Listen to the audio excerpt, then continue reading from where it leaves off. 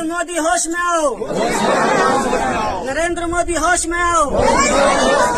काला कानून मंजूर नहीं, काला कानून को वापिस लो।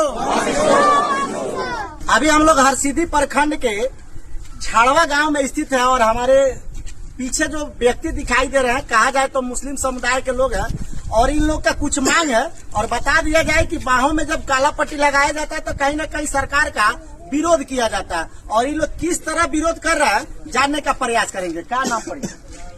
मेरा नाम मोहम्मद अरशद है। मैं झाड़वा जामा मस्जिद जो है इमाम हूँ और मैं यहाँ पे काली पट्टी बांध के इस हुकूमत के खिलाफ जो बिल हुकूमत लाई है इसके खिलाफ जो है हम लोग एहतजाज दर्ज कराना चाहते हैं। अच्छा, बताया जाए कि बहुत लोग को समझ में नहीं आता है कि वक्फ बोर्ड के खिलाफ जो सरकार नियम लागू की है, थोड़ा उसके बारे में बताइए कि लोग जाने कि वास्तव में क्या है, सरकार सही है या आप लोग के साथ गलत हो रहा है। बिल्कुल, ये एक जालिमाना कानून है।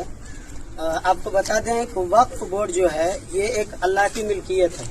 जैसे कि एक मस्जिद है, मस्जिद एक जगह कोई गरीब यतीम नहीं दे सकता है, तो जिसके पास उतनी जमीन है वो अल्लाह के लिए जो है अपनी जमीन को वक्फ कर देते हैं कि इसमें यतीम, गरीब, मिस्कीन, छोटे बड़े सब कोई आकर अल्लाह की इबादत करे हुए जो है भगवान की प्रार्थना करे। जिस तरीके से ये मस्जिद ही नहीं बल्कि हमारे बिरादरान वतन में जो गैर मुस्लिम भाई है वो भी जो है अपनी जमीन को मंदिर के लिए वक्फ कर देते हैं और जो है किसी भवन के लिए वक्फ कर देते हैं। तो इससे जो है ना हर किसी को एक मौका मिलता है एक कंधे से कंधे मिलाकर भगवान की प्रार्थना करने की।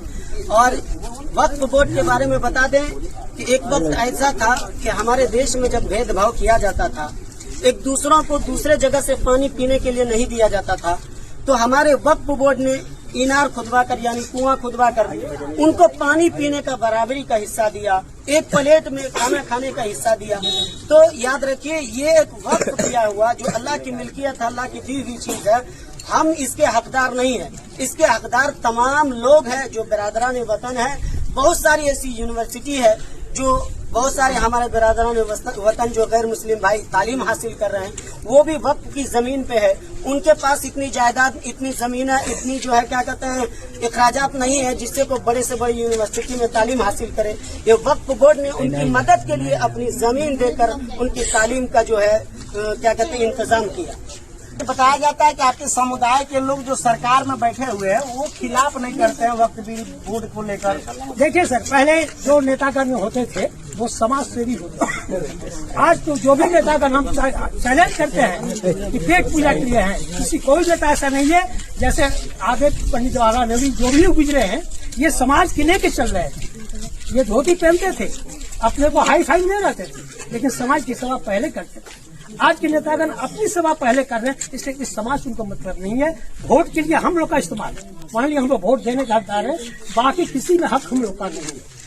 ये बात सरकार की दोहरी नीति चल रही है जिसकी वजह से मुसलमान खिलाफत कर रहे हैं और इसके विरोध में हम लोग खड़े हैं। और हम लोग का खिलाफत तोड़ फोड़ और दंगाई नहीं होता है।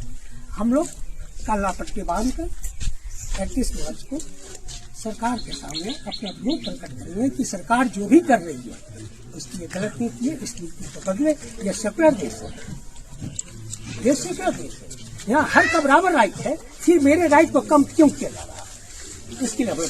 अच्छा, वास्तव में जो बोर्ड पास हो जाएगा तो इसमें मुस्लिम समुदाय के लोग को घाटा पहुंचने का काम होगा।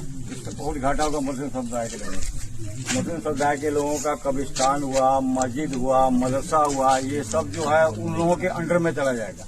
हमारे बच्चे, हमारे इस्लाम के बच्चे, इस्लाम धर्म के बच्चे, ये सब जो है इससे ये हो जाएंगे और हमको दफन करने के लिए उनसे इजाजत लेनी पड़ेगी, मस्जिद में नमाज पढ़ने के लिए हमारी इजाजत लेनी पड़ेगी, यानी कि हम कहीं के नहीं रह जाएंगे। इस वजह से इस सरकार से हमारा अनुरोध है कि हमारी ये काली पट्टी देखिए और हमको इस बिल से कोई मतलब नहीं है, इसको बिल्कुल खत्म कर, हमको ये बिल नहीं चाहिए कुछ।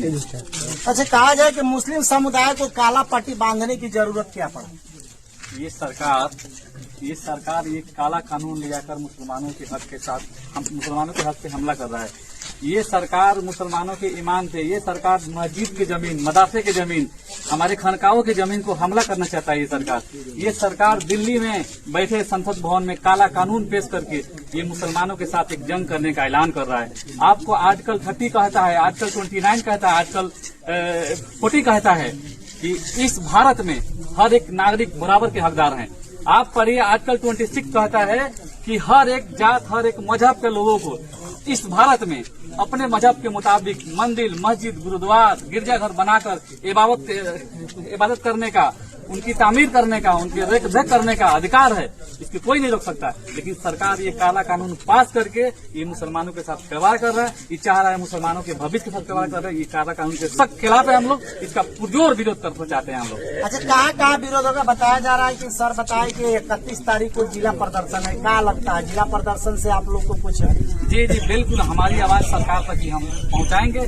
जिला से लेके, राज्य से लेके केंद्र तक ये आवाज को, भारत के कोने कोने से इस आवाज को बुलंद किया जाएगा। और सरकार के खिलाफ, सरकार के इस कानून के खिलाफ किया जा रहा है जगह जगह। और सरकार के इस काला कानून के विरोध में हम लोग सख्त से सख्त रोड पे निकलेंगे और इसका विरोध करेंगे। इस सरकार के कानून को वापस लें। हमारी आखिरी खून की बूंद तक क्यों न निकल जाए। अब्दुल कलाम आजाद दिल्ली के जामा मस्जिद से उन्होंने जब विभाजन हुआ देश, तो धर्म के नाम पे विभाजन हुआ पाकिस्तान।